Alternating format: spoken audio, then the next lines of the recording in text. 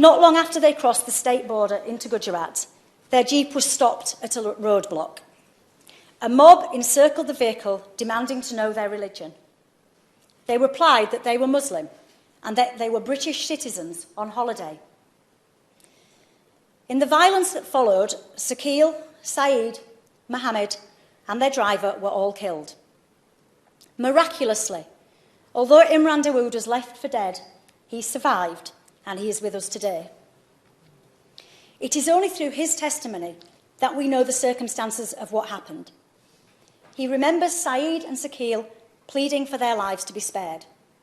And it is his fight for justice that brings the international campaign for proper recognition of what happened to my constituency of Batley and Spen.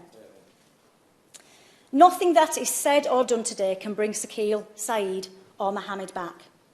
But that doesn't mean that nothing can be done to provide some comfort to the Dawood family.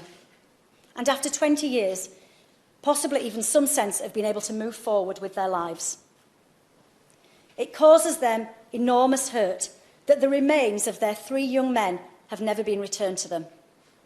So I'd ask the Minister to investigate with the Indian authorities whether the repatriation of the remains is possible, and if so, that it should happen as soon as practicable. They have also asked about the possibility of an inquest being conducted in this country, a request that I have passed on to the coroner.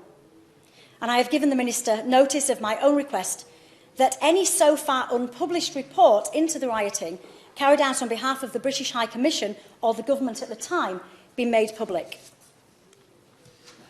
I know how sensitive and emotive this subject is, but at the heart of this debate is a family who are grieving.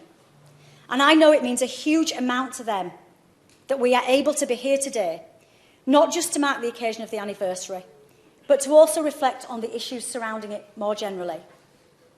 The Dawood family tell me that recent reports of renewed anti-Muslim violence only make it harder for them to move on with confidence that the terrible events of 2002 could never happen again.